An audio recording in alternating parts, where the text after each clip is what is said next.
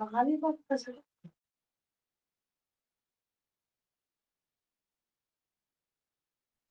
विद्या जी, हरिओम।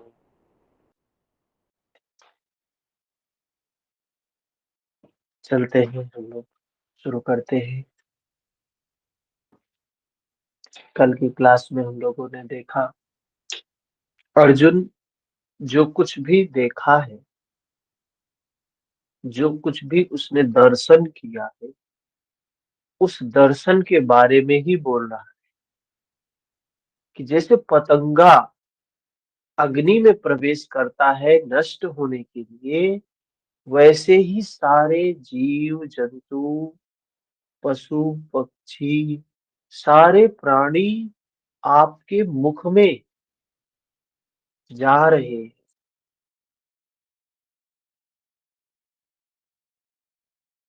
आगे उन समस्त लोगों को प्रज्वलित मुखों द्वारा सब ओर से आप निगल रहे हैं, चाट रहे हैं, आस्वादन कर रहे हैं। और उसमें पहले दैवी शक्ति नहीं, आसुरी शक्तियां, उसमें पहले आसुरी शक्तियां विलीन होती हैं, फिर दैवी शक्ति भी विलीन हो जाती। दो वृत्तियां बताई गई हैं, क्लिष्ट और अक्लिष्ट, बुरी और अच्छी। एक है जो मुक्ति करवाती है, एक जो है मुक्ति से भटकाती है। करे दोनों ही आप में विलीन हो रहे। अर्जुन भयभीत होता है, कहता है मुझे आप बताएं, आप हैं कौन? आप कौन सी सत्ता है? आप कौन है?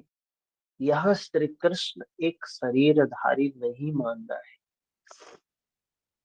यह श्री कृष्ण धर्म की अवस्था है, धर्म है। और धर्म क्या है? चित्त की निर्मलता है, चित्त की शुद्धता है, मन की निर्मलता है। कोई अगर साधारण अर्थों में पूछे कि धर्म क्या है, धर्म चित्त की शुद्धता, धर्म शांति सुख चैन, यही धर्म है। जिससे चित्त निर्मल हो, जिससे सुख और शांति प्राप्त हो, सुख और शांति दूसरे भी प्राप्त करे। हे देवों में श्रेष्ठ, आपको नमस्कार। आप प्रसन्न हो, आदि स्वरूप मैं आपको भली प्रकार जानता हूँ। आप कौन है? करना क्या चाहते हैं? क्योंकि आपकी प्रवृत्ति चेष्टाओं को मैं समझ नहीं पा रहा।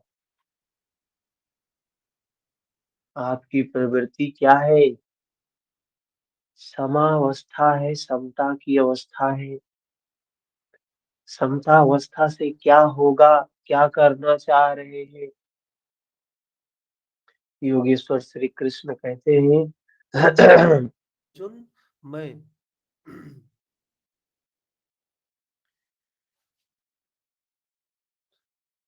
अर्जुन मैं लोगों का नाश करने वाला बढ़ा हुआ काल हूं। मैं कौन हूँ?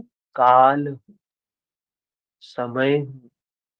भगवान कृष्ण भगवान के बारे में महर्षि पतंजलि ने भी बताया है। क्लेश कर्म विपाकाशयेर पराविष्ट पुरुष विशेष ईश्वर काले नान वक्षेदात। तो काल के दायरे से परे है वो ईश्वर, काल के भी दायरे से परे है। कह रहे हैं मैं बढ़ा हुआ काल हूँ, इस समय इन लोगों को नष्ट करने के लिए प्रवृत्त हुआ हूँ। प्रतिपक्षियों की सेना में स्थित जितने योद्धा हुए सब तेरे बिना ही नहीं रहेंगे। मतलब तेरे बिना, मतलब अर्जुन से बात कर रहे हैं, अनुराग के बिना। जो अनुरागी होगा वही बच पाएगा इस भव सागर में। बाकी सारे लोग डूब जाए, वे जीवित नहीं बचेंगे। ये भव सागर को तैर वही सकता है जो अनुरागी है, जिसके अंदर उस परमात्मा की इच्छा है। परमात्मा की चाह है, इसलिए प्रवृत्त हुआ हूँ। तस्मात् उत्तिष्ठ यशो लभस्व, जित्वा शत्रून् भुङ्क्ष्व राज्यं समृद्धम्। मयैवैते निहताः पूर्वमेव, निमित्तमात्रं भव सव्यसाचिन। अर्जुन, रेखा जी, हरिओम। तू युद्ध के लिए खड़ा हो, यश प्राप्त कर, शत्रुओं को जीत, समृद्धि संपन्न राज्य को भोग।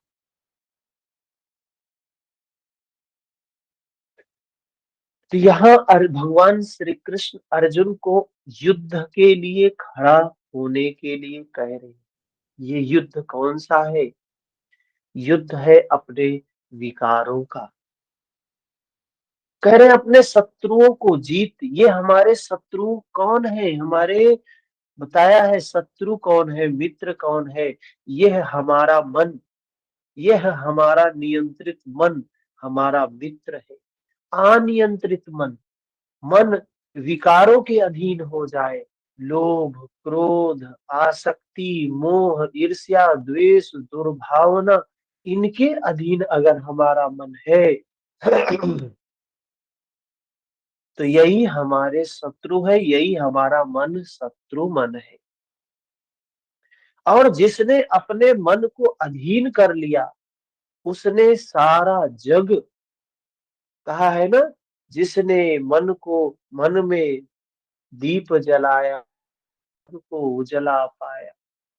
जिसने अपने मन को प्रकाशित कर लिया, जिसने अपने मन को अधीन कर लिया, सारा जग उसके अधीन हो जाता है और समृद्ध राज्य हो जाता है। जिसको महावीर ने किया, जिसको भगवान बुद्ध ने किया, ये सब सूरवीर मेरे द्वारा पहले ही मारे गए। ये सूरवीर कौन है? ये विकार। अर्जुन से करें इन विकारों को तू नष्ट कर। ये विकार मेरे द्वारा पहले ही नष्ट है। बस तुझे क्या करना है? तुझे सिर्फ निमित्त बनना है। सव्यसाचिन, तू केवल निमित्त मात्र बन। तुझे कुछ करना नहीं है, तू सिर्फ खड़ा भर हो जा, तू सिर्फ उद्यत भर हो जा। पार तो तू स्वयं हो जाएगा। ये मरे हुए हैं, इनको मारने के लिए सिर्फ तुझे निमित्त बनना है। प्रायः सर्वत्र श्री कृष्ण ने कहा है कि वह परमात्मा न कुछ स्वयं करता है, न कराता है, न संयोग ही जोड़ता है। मोहावृत बुद्धि के कारण ही लोग कहते हैं कि परमात्मा कराता है। वो ईश्वर कुछ करता नहीं है। योग सूत्र में तो स्पष्ट कहा है, क्लेश, कर्म, विपाक, आशय सबसे परे है। वो कुछ करता कराता नहीं। और भगवान स्वयं श्री कृष्ण स्वयं भी कह रहे हैं कि जो कुछ भी हो रहा है इस प्रकृति में, वो सब के जिम्मेदार ये तीन गुण हैं, सत्व, रज, तम। इन तीन गुणों के अधीन ही सब कुछ हो रहा है।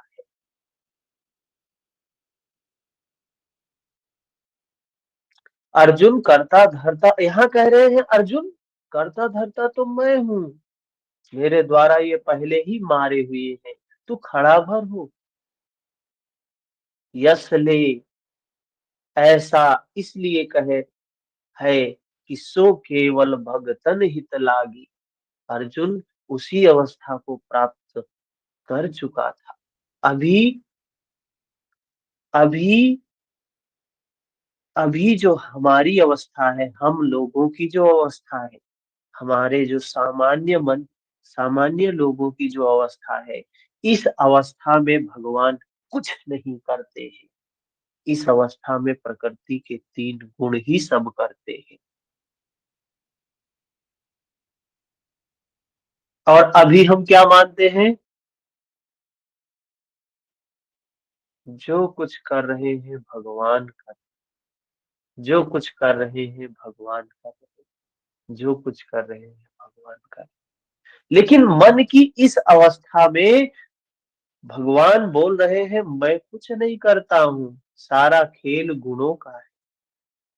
लेकिन अर्जुन दिव्य दृष्टि प्राप्त कर चुका है, उसकी प्रज्ञा जग चुकी है, उसकी कुंडलिनी जग चुकी है। हठ योग में कहे तो कुंडलिनी है, योग सूत्र भगवत गीता भगवान बुद्ध की भाषा में कहे तो प्रज्ञा है, भगवान कृष्ण दिव्य दृष्टि है, उसे प्राप्त हो चुकी है, उसने दर्शन भी कर लिया है। दर्शन के प्राप्ति के पश्चात सब कुछ वही करने लगता है, वो साधक कुछ नहीं करता है। ऐसी अवस्था में भगवान कह रहे हैं मैं सब कुछ करता हूँ, तुझे सिर्फ निमित्त होना है। अब तुझे कुछ करना कराना नहीं है, जो कुछ होगा जैसे धारा में कोई पत्ता गिर जाए और उस धारा में बहते बहते बहते बहते जाए, उसमें पत्ते का कोई रोल नहीं होता है, उसे कहाँ जाना है वो कौन तय करता है, वो धारा तय करती है कि उसको कहाँ जाना है। तो यहाँ भगवान श्री कृष्ण अर्जुन से कह रहे हैं तो बस खड़ा हो जा, बस यश ले ले, और ये तो मरे हुए हैं, इनको क्या मारना है। अर्जुन उसी अवस्था को प्राप्त कर चुका था। भगवान स्वयं ताल ठोक कर धर्म स्वयं खड़ा होता है। कहा आगे बताएंगे, धर्म की रक्षा करो, धर्म तुम्हारी रक्षा करेगा। तो अर्जुन अनुरागी है, अनुरागी के लिए भगवान सदैव खड़े होते हैं। उन्हीं पता है, उन्हीं के रथी है, उन्हीं के सारथी है। यहाँ गीता में तीसरी बार साम्राज्य का प्रकरण आया।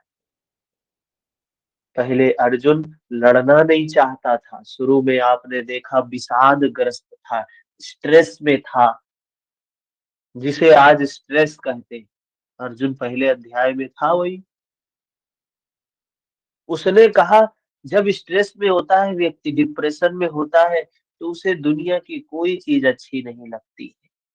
अर्जुन भी कह रहा था मुझे धन्य धान्य संपन्न अकंटक साम्राज्य, देवताओं का भी स्वामी बना दो, त्रैलोक्य का भी साम्राज्य दे दो, फिर भी मैं युद्ध नहीं करूंगा, फिर भी मैं नहीं मारूंगा इन विकारों को। जब मन में तड़पन दुख बना ही रहेगा, शोक विषाद बना ही रहेगा, तो हमें नहीं लड़ना। योगेश्वर श्री कृष्ण ने कहा इस युद्ध में हारोगे तो देवत्व प्राप्त होगा, जीतोगे तो महामहिम स्थिति मिलेगी। और यहाँ 11वें अध्याय में कहते हैं ये शत्रु मेरे द्वारा मारे गए हैं, तू सिर्फ निमित्त बन, यश को प्राप्त कर, समृद्ध राज्य को भोग। हम मनुष्य क्या करते हैं, ये उपदेश सिर्फ अर्जुन के लिए नहीं है जो पांडु का पुत्र था, ये उपदेश सारी मनुष्य जाति में जो जो अनुरागी है, जो जो मुक्ति की इच्छा रखने वाले हैं, मुक्ति की कामना रखने वाले हैं, उसके लिए है ये उपदेश। संपूर्ण मानव जाति के लिए ये उपदेश है। हर आदमी क्या बोलता है, अरे ये काम तो बूढ़े लोगों का है, अभी इस उम्र में ये करने की क्या जरूरत है। जब गाड़ी पुरानी हो जाएगी, शरीर माध्यम खलु धर्म साधनम, ये साधन है हमारा शरीर। साधन को साध्य समझ बैठे, सबसे बड़ा दुख। शरीर तो साधन है ना कहीं जाने का, मुक्ति तक पहुंचने का साधन है, और हमने कहा ये साधन, मुक्ति उक्ति छोड़ो, ये मुक्ति से क्या होगा। मुक्ति खाना दिलाएगा, मुक्ति रहना दिलाएगा, मुक्ति ये दिलाएगा, तमाम मूढ़ लोगों को समाज में देखते होंगे, इससे क्या हो जाए, क्योंकि मूढ़ है, प्रकृति के अंधकार में दलदल में डूबे हुए हैं, नहीं है। लेकिन अगर गीता सही अर्थों में उन तक पहुंचे तो हो सकता है वो प्रकाश, वो जुगनू का प्रकाश सबके भीतर है, उस प्रकाश को प्रकाशित करना है, उस प्रकाश को बढ़ाना है। जैसे जैसे प्रकाश बढ़ता है, अंधकार समाप्त होता है और अपनी स्थिति नजर आने लगती है कि हम कहाँ हैं, हमें क्या करना चाहिए।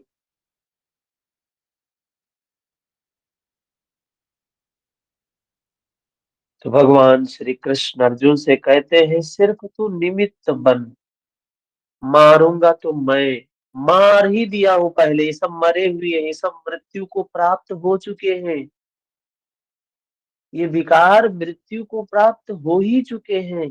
तुझे मारना नहीं, सिर्फ तुझे खड़ा होना है।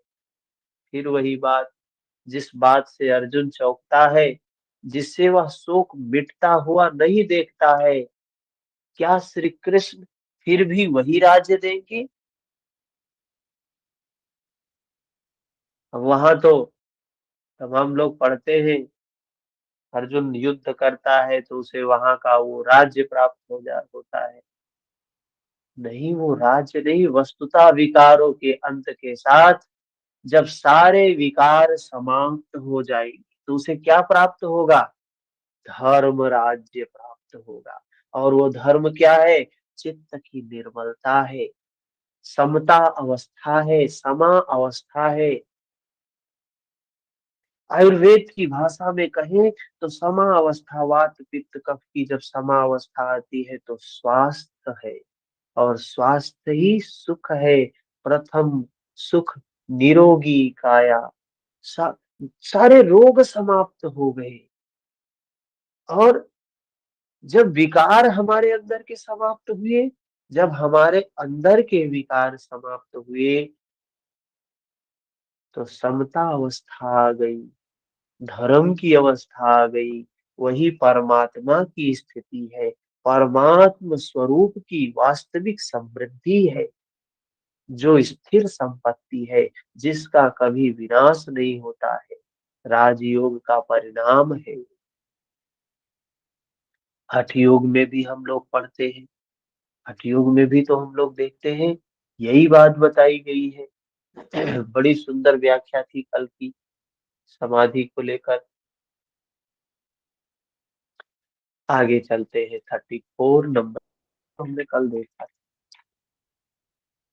द्रोणं च भीष्मं च जयद्रथं च कर्णं तथान्यानपि योद्धवीरान् मया हतांस्त्वं जहिमा व्यतिष्ठा युध्यस्व तेजा जेतासि रणे सपन्ना। इन द्रोण, भीष्म, जयद्रथ, कर्ण, अन्य बहुत से मेरे द्वारा मारे हुए सूरवीर योद्धाओं को तू मार। भगवान कह रहे हैं, ये जो तू द्रोण को देख रहा है, द्रोण कौन है? द्वंद्व, कन्फ्लिक्ट, द्वंद्व द्रोण है, द्वैत के आचरण रूपी द्रोणाचार्य। और ये द्वंद्व हमारे जीवन में बहुत बहुत बहुत प्रभावित करता है। ये जितने भी रूप हमें दिखाई दे रहे हैं, प्रतीक हमें दिखाई दे रहे हैं, ये सब हमारे अंतःकरण के पात्र हैं। सिर्फ बाहर बाहर हमें इन घटना के माध्यम से दिखाने का, समझाने का प्रयास किया गया है। द्रोण द्वैत का आचरण, द्रोणाचार जिसको कहा द्वंद्व है। और महर्षि पतंजलि ने कहा है ये किसी से समाप्त होता है। किससे समाप्त होता है? किसी को पता है द्वंद्व किससे समाप्त होता है? महर्षि पतंजलि ने क्या बताया है? तो आसन से द्वंद्वानुभिघात। हाँ, ततो द्वंद्वानभिघातः। स्थिर सुखम आसनम, स्थिरता पूर्वक जब स्थिरता प्राप्त हो जाएगी, सुख पूर्वक स्थिर हो जाएंगे, आसन की स्थिति में आ जाएंगे, तो हमारा द्वंद्व समाप्त हो जाएगा। द्वंद्व क्या है? द्वंद्व मतलब दो बातों में उलझे रहना। और आज हर व्यक्ति दो नाव पर, दो दिशा में, दो मार्ग पर, दो बातों में उलझा हुआ है। ये सही है कि ये सही है, समझ नहीं पा रहा है। ये करें कि ये करें। किसी के सामने दो ऑप्शन आ जाए, दो दो ज्वाइन लेटर आपके हाथ में है, इसको ज्वाइन करें कि उसको ज्वाइन करें, समझ में नहीं आ रहा। क्या है ये? द्वंद्व है, यहाँ पे कॉन्फ्लिक्ट है। और द्वैत, जो ये द्वैत का भान गुरु है, हाँ क्या बताया गुरु? द्वैत द्रोणाचार्य गुरु है, क्या करवाता है ये गुरु? ये द्वैत का भान करवाता है। द्वैत का भान मतलब कि कनेक्शन टूट गया है, दोनों में अलगाव हो गया है, आत्मा और परमात्मा में अलगाव की स्थिति है। अभी एक नहीं हो। क्यों नहीं हो? क्योंकि विकार है, ये विकारों की वजह से अलग हो चुके हो। ये विकार जब समाप्त होंगे तो एक की अवस्था आएगी।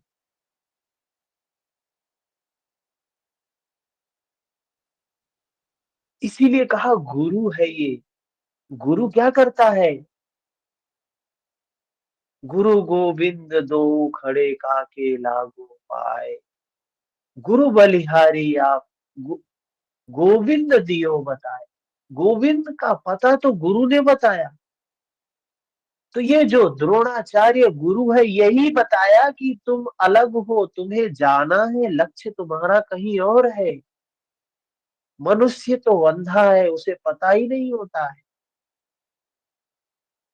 बस वो तो अध्यात्म के नाम पे इधर उधर इधर उधर भटकता रहता है। लेकिन जो गुरु होता है, इसीलिए द्रोणाचार्य को गुरु की उपाधि दी गई।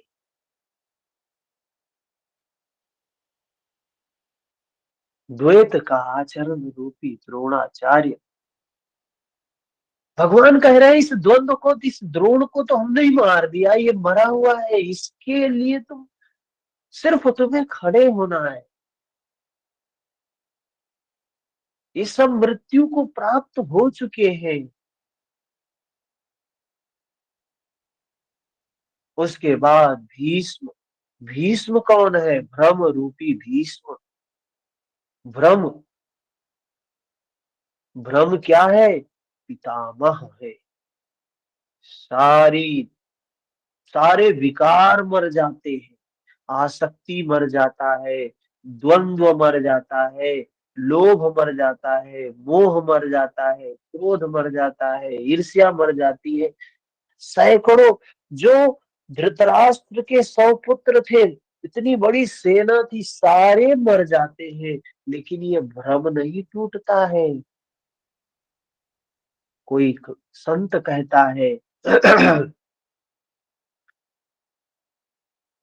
जी बिना अपने इस देखे, कोई संत कहता है, वो याद नहीं आ रहा है हमें, कि कटे न भ्रम की खाई रे, बिन आप, आप बिना अपने आप जाने वो भ्रम की खाई कटती नहीं, वो भ्रम टूटता नहीं है।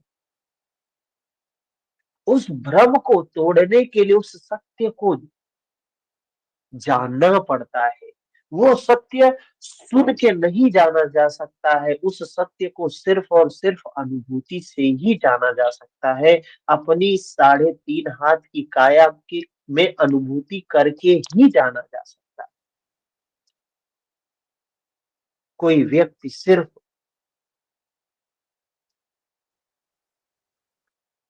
किताब पढ़ ले, अरे कि आज तो अध्यात्म का यही स्वरूप है, बस भगवत गीता पढ़ लो, भगवत गीता पढ़ लो, भगवत गीता पढ़ लो।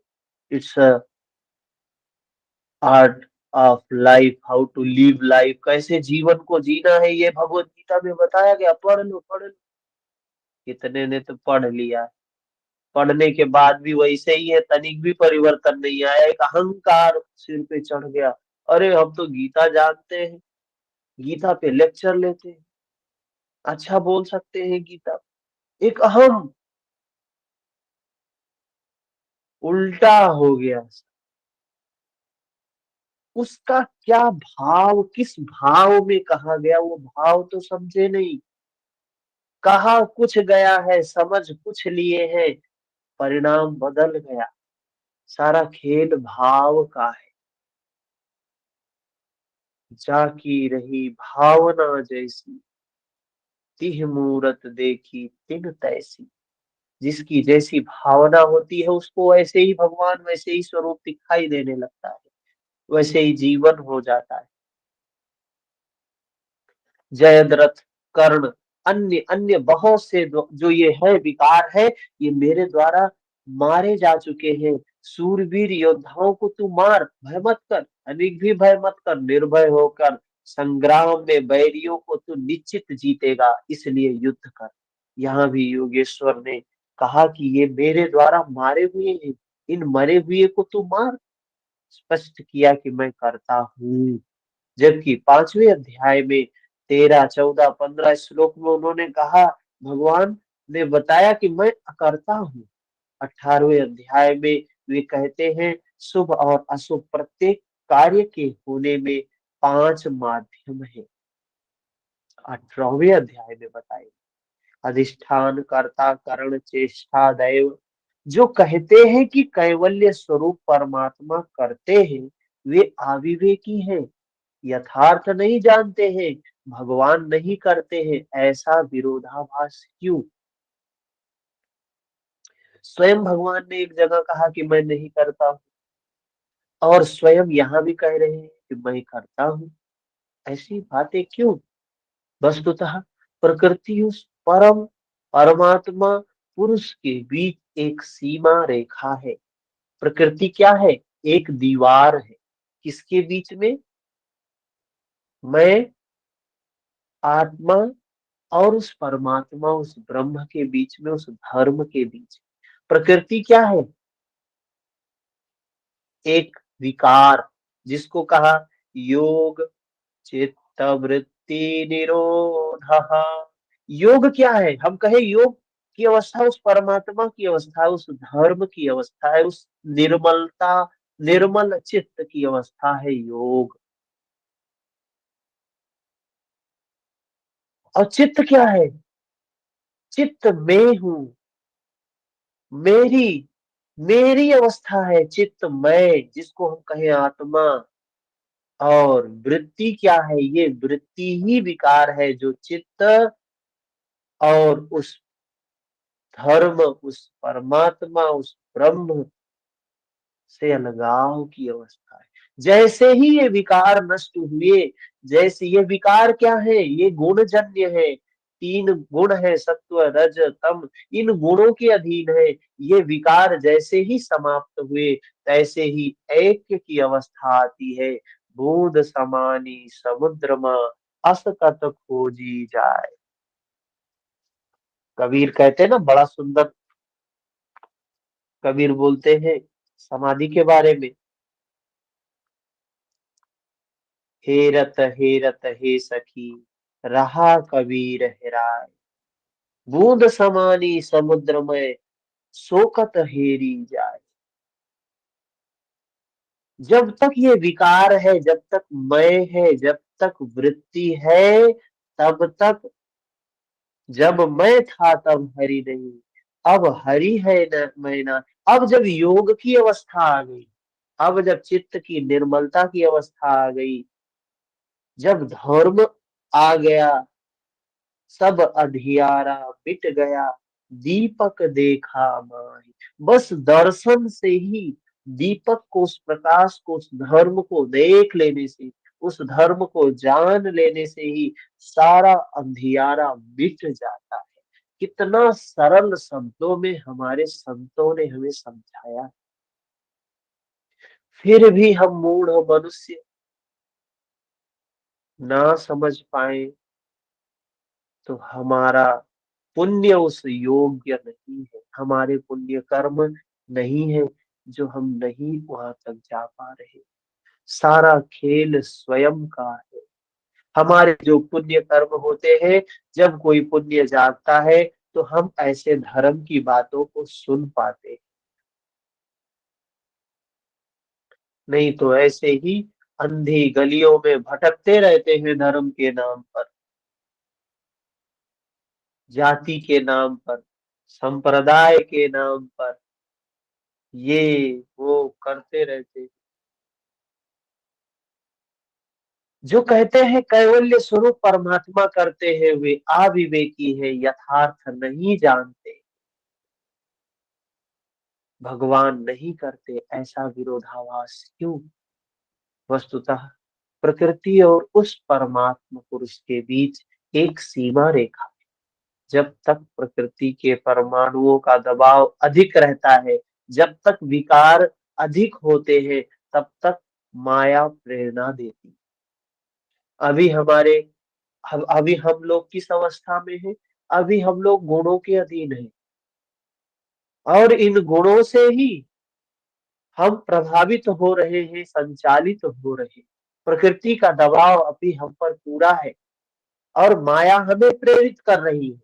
जब साधक उससे ऊपर उठ जाता है, जब गुणों से ऊपर उठता है, ईश्वर, इष्ट, सदगुरु के कार्य क्षेत्र में प्रवेश कर लेता है, जब धर्म धारण कर लेता है, उसके बाद सदगुरु, इष्ट याद रहे, प्रेरक के स्थान पर सदगुरु, परमात्मा, इष्ट, भगवान, ये सब पर्यायवाची है। कुछ भी कहे, कहता भगवान ही है। हृदय से रति हो जाता है, आत्मा से जागृत होकर उस अनुरागी साधक का स्वयं पथ संचालन करने लगता है। तो जब इस उस अवस्था के बारे में बता रही हूँ कि एक होता है, हम माया के अधीन होते, माया के अधीन है, प्रकृति का आधिपत्य है, विकारों से ग्रसित है। लेकिन जब उससे बाहर निकलते हैं तो वह परमात्मा हमारा मार्ग, उससे बाहर कौन निकलता है? अनुराग ही निकलता है।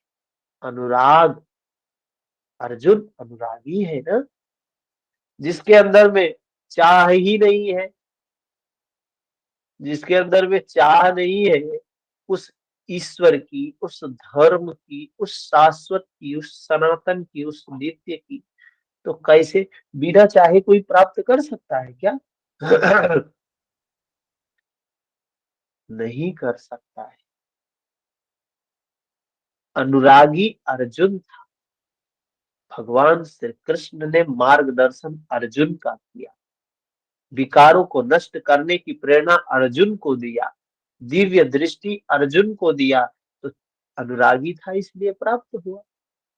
पूज्य महाराज जी कहते थे, जिस परमात्मा की हमें चाह है, जिस सतह पर हम खड़े हैं, उस सतह पर स्वयं उतरकर जब तक आत्मा से जागृत नहीं हो जाता, तब तक सही मात्रा में साधन का आरंभ नहीं होता है।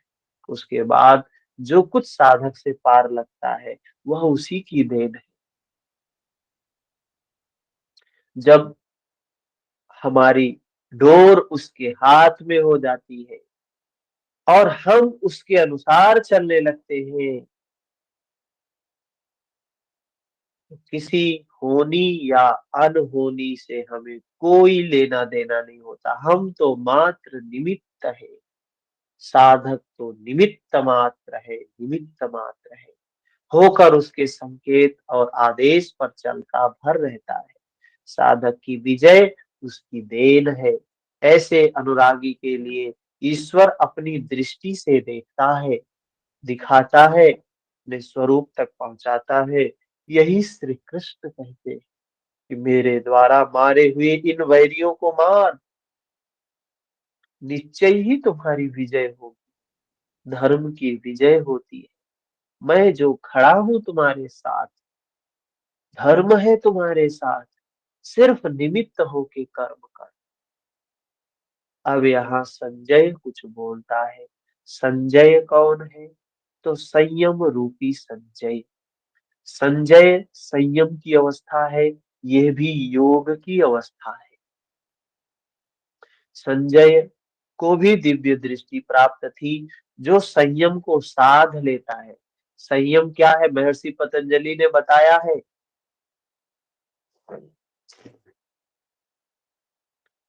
त्रयम एकत्र संयमः, एक सूत्र है। धारणा, ध्यान, समाधि तीनों को एक साथ बोला संयम। और यहाँ संयम कौन है? संजय है, जो मार्गदर्शन करता है, जो सत्य को देखता है और सत्य को बता देता है। किसको बताता है? अज्ञान रूपी धृतराष्ट्र को, जो जन्मांध है, जन्म से अंधा है बेचारा, कभी सत्य नहीं देखा है। वो जन्मांध, वो मन, हमारा जो मन है, जो जिसने सत्य देखा ही नहीं है, वो संयम के माध्यम से सत्य को देखता है, देखता है, समझता है, जानता है। लेकिन मोह के कारण विकारों से बाहर नहीं निकल पाता है। धृतराष्ट्र भी हमारे मन की ही अवस्था है। हम सभी अभी धृतराष्ट्र की अवस्था में। हम सारे लोग, जब हमारा जन्म होता है ना, तो धृतराष्ट्र बन के ही जन्म होता है। सारे लोग धृतराष्ट्र ही हैं। ये जो आंखें हमें प्राप्त हुई है ना, ये आंखें तो बाहर की दुनिया को दिखा रही हैं। जब तक अंदर की प्रज्ञा ना जग जाए, अंदर का प्रकाश न मिलने लगे, जब तक वो दृष्टि, कुंडलिनी, वो शक्ति ना जग जाए जिससे हम सत्य का दर्शन कर सके। बाहर दुनिया में जो हमें दिखाई दे रहा है वो सत्य नहीं है, वो भासमान सत्य है।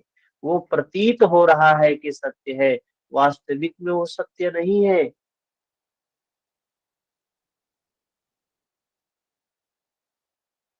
तीन प्रकार की सत्ता का वर्णन किया गया है आदि शंकराचार्य जी के द्वारा। तीन प्रकार की सत्ता का वर्णन किया गया। कौन कौन सी सत्ता बताई है? पता है किसी को?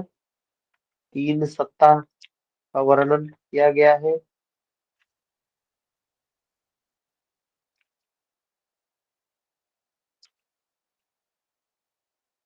हम्म। तीन सत्ता।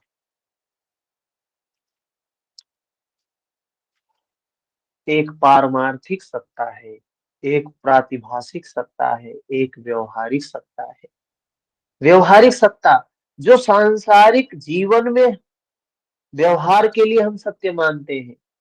हम व्यवहार के लिए सत्य मानते हैं, लेकिन वाकई में वो सत्य नहीं होता है। कैसे सत्य नहीं होता है? किसी उपनिषद में है ना ये। उपनिषद में ऐसा किसी में। हाँ, है कहीं पे। जैसे सत्य नहीं होता है प्रातिभाषिक सत्ता, जो हम स्वप्न देखते हैं। जब हम स्वप्न देखते हैं तो स्वप्न हमें लगता है सत्य है, सत्य है, सत्य है। लेकिन जैसे ही हमारी आंख खुलती है, प्रतीत होता है ओ, हम तो स्वप्न देख रहे थे। होता है ऐसा ना? ऐसे ही ये जो जगत बाहर दिखाई दे रहा है, उसी की तरीके से है। बस हम जगते नहीं है। भगवान बुद्ध जाग गए, भगवान महावीर जाग गए, तमाम संत महापुरुष जाग गए। जो जाग गया उसे, वो इससे बाहर निकल गया। तो भगवान श्री कृष्ण जगाने के लिए ये बात बता रहे हैं, अर्जुन को जगा रहे हैं, संपूर्ण मानव जाति को जगा रहे हैं। पारमार्थिक सत्ता है जो कभी परिवर्तित नहीं होती है, जिसका अस्तित्व तीनों कालों में होता है। तो ये तीन सत्ता का वर्णन किया गया है। संजय क्या बोलता है? संयम रूपी संजय, एतत् श्रुत्वा वचनं केशवस्य कृताञ्जलिर्वेपमानः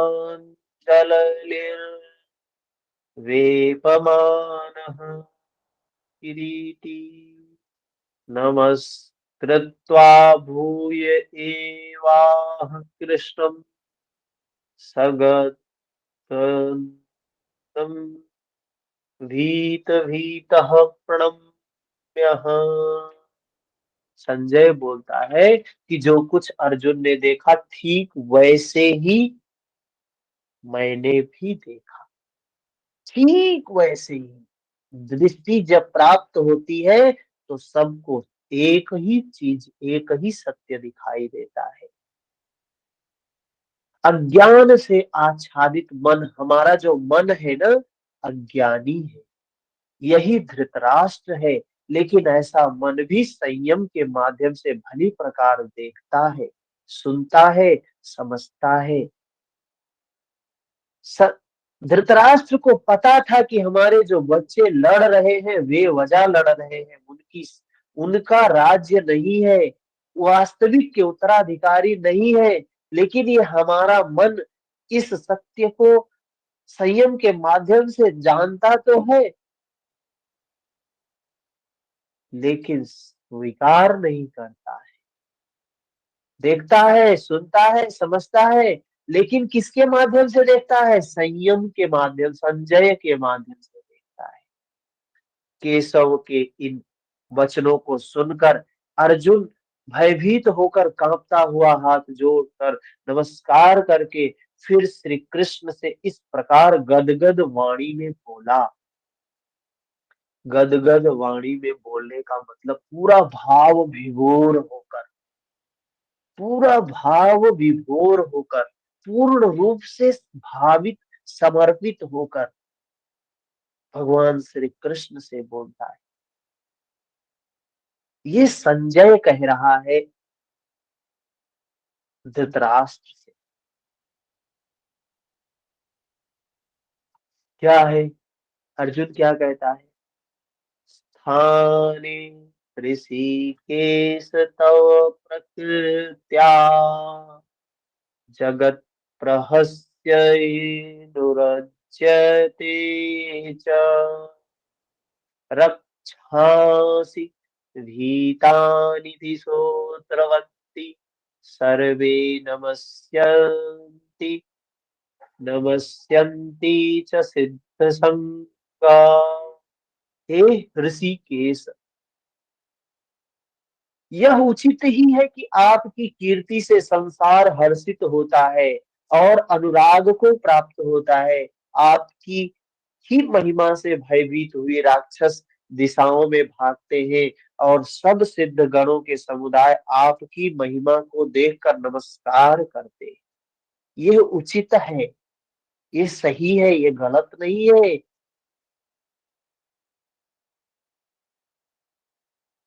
आप उस धर्म की कीर्ति के कारण ही अनुराग की स्थिति आती है। अर्जुन की स्थिति जो आती है, भगवान श्री कृष्ण ने शुरू में ही बताया है कि कोई व्यक्ति अध्यात्म के मार्ग में चलता है तो क्यों चलता है?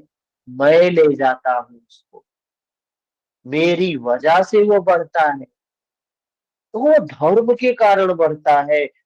आपकी कीर्ति से संसार हर्षित होता है, अनुराग को प्राप्त होता है। धर्म के कारण ही लोग धर्म की ओर जाते हैं। आपकी की महिमा से भयभीत हुए राक्षस जो विकार है, उस धर्म धर्म के प्रभाव से विचलित होकर, व्याकुल होकर ये जो विकार है, अधर्म है, भागते हैं। जैसे प्रकाश से अंधकार भागता है, वैसे धर्म से अधर्म भागता है। प्रकाश रूम में, अपने घर में जब बल्ब जलाते हैं तो अंधकार को कहना नहीं पड़ता है, भाई तू जा अब यहाँ से, अभी प्रकाश आने वाला है। प्रकाश आया कि वो गया। धर्म आया कि अधर्म गया। सब सिद्ध गणों के समुदाय आपकी महिमा को देखकर नमस्कार करते हैं। तो जो उस सत्य को अपने अनुभूति से जान लेगा, वो करेगा ही करेगा, वो झुकेगा ही झुकेगा। अहंकार नहीं आएगा कि मैं कर रहा हूँ, उसे उस धर्म की महिमा पता चल जाए। कस्मात् तेन न मेरन्महात्मना गरीयसे ब्रह्मणोऽप्यादिकर्ते अनंत देवेश जगन्निवास त्वमक्षरं सदसत् तत्परम यत्। हे महात्मन, महात्मन, महाआत्मन, ब्रह्म के भी आदि कर्ता और सबसे बड़े आपके लिए ये सब कैसे नमस्कार न करें। हे महात्मन, ब्रह्म के भी आदि कर्ता और सबसे बड़े आपके लिए ये सब कैसे नमस्कार ना करें। क्योंकि हे अनंत, हे देवेश, हे जगन निवास, सत असत और उनसे भी परे अक्षर तथा अक्षय स्वरूप आप ही है। किसे कह रहे हैं यहाँ? उस समता अवस्था को कह रहे हैं, उस चित्त की निर्मल अवस्था को कह रहे हैं, समा अवस्था को कह रहे हैं। किसमें समा अवस्था को कह रहे हैं? सत्व रज तम तीनों गुणों की समावस्था को कह रहे हैं। हे जगन निवास, वो अवस्था जगन निवास है, देवेश है, अनंत है, उसका कोई अंत नहीं है। वो सत असत से परे है, उनसे भी परे अक्षर अक्षय स्वरूप आप ही है। वो धर्म की अवस्था कह रहे हैं। अर्जुन ने अक्षय स्वरूप का प्रत्यक्ष दर्शन किया। जो उस समावस्था का दर्शन कर लेता है, जो उस समाधि में उसको जान लेता है, केवल बौद्धिक स्तर पर कल्पना करने या माप लेने मात्र से कोई ऐसी स्थिति नहीं मिलती है। कोई व्यक्ति सोचे कि हम सिर्फ गीता पढ़ ले, योग सूत्र पढ़ ले, त्रिपिटक पढ़ ले और हम बुद्ध महावीर और ये हो जाएंगे, कदापि संभव नहीं है। जो अक्षय हो उस अवस्था का अनुभव करना होगा। अर्जुन का प्रत्यक्ष दर्शन उसकी आंतरिक अनुभूति है। हर अनुरागी इस दर्शन को कर सकता है। अगर आपके अंदर अनुराग है, अब आपके अंदर चाह है, तो आप जरूर उसको प्राप्त कर सकते हैं। उसने सविनय कहा, भगवान श्री कृष्ण से विनय के साथ में कहता है,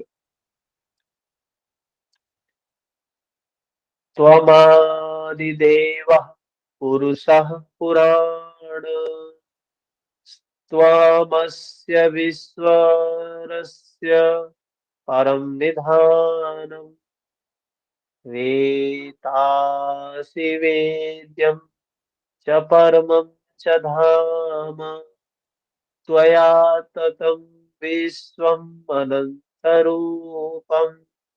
आप आदिदेव सनातन पुरुष है। आप क्या है? सनातन है। सनातन मतलब जो नित्य है, जो शाश्वत है, जो सत्य है, जो परम सत्य है, जो आदि अंत मध्य से रहित है। आदिदेव सनातन है। आप इस जगत के परम आश्रय और जानने वाले हैं। आप इस जगत के परम आश्रय, ये संपूर्ण जगत आप में है और आप सबको जान रहे हैं। जानने योग्य भी आप ही हैं, आप परम धाम है। हे अनंत स्वरूप, आपसे यह संपूर्ण जगत व्याप्त है। ये जो संपूर्ण जगत है उस समावस्था से उसी स्थिति से उत्पन्न हुआ है। आप सर्वत्र है, आप सर्वत्र है, लेकिन जब आपको कोई जान पाता है तभी है तो सर्वत्र, लेकिन जानेगा कैसे कोई? जानने के लिए मिटना पड़ेगा, जानने के लिए मिटना पड़ेगा, जो मिटेगा वही जान पाएगा। कबीर जैसे बोलते हैं, जब मैं था तब हरि नहीं, अब हरि है मैं नाही, सब अंधियारा मिट गया, दीपक देखा माही। जब तक विकार रहेगा तब तक कोई नहीं जान सकता है। उस परमात्मा को जानने के लिए विकारों को समाप्त करना पड़ेगा। भगवान श्री कृष्ण अर्जुन से कह रहे, तू खड़ा हो, बस खड़े हो, और ये तो मरे हुए हैं, तू सिर्फ निमित्त बन जा। तो यह संपूर्ण जगत उस परमात्मा से, उस समय अवस्था से, उस धर्म से ही व्याप्त है। किसी का कोई प्रश्न है?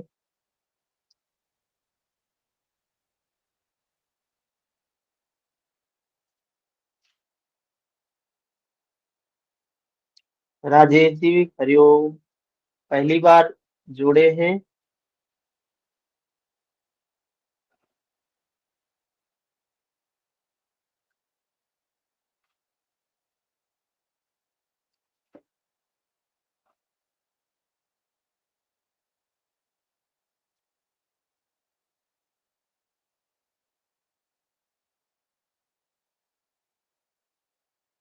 शैलजा जी भी पहली बार जुड़ी हैं।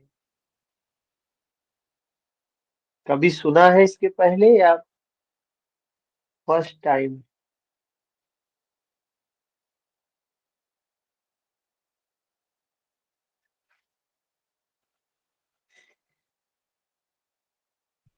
हेलो। समय से, हाँ जी।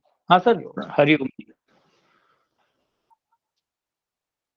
फर्स्ट टाइम जुड़ा है आप? हाँ, बीच में एक आध बार जुड़ा था बस सर। अच्छा अच्छा, ठीक। बहुत महत्वपूर्ण है इस वे में इसको समझना, और जब बात समझ में आती है तो फिर हमारे अंदर भी वो अनुराग, वो अर्जुन की अवस्था हमारी आती है। अभी भी अर्जुन की अवस्था में है, लेकिन जब इन बातों को समझ लेंगे कि ये क्या है, किस परिप्रेक्ष्य में, किस भाव में क्या करने के लिए बताई गई है, तो हम भी उस मार्ग पर चलने लगते हैं। और लाभ तो चलने से ही मिलेगा। पूरा श्लोक बाय हार्ट कर ले, समझ ले सारे श्लोक को, कोई लाभ नहीं मिलेगा, सिर्फ अहम ही बढ़ता है इससे। समझना है, चलने के लिए अभ्यास, अभ्यास, अभ्यास। सारे ग्रंथ सिर्फ एक ही बात कहते हैं, लाभ तो अभ्यास से मिलेगा, प्रैक्टिस से मिलेगा।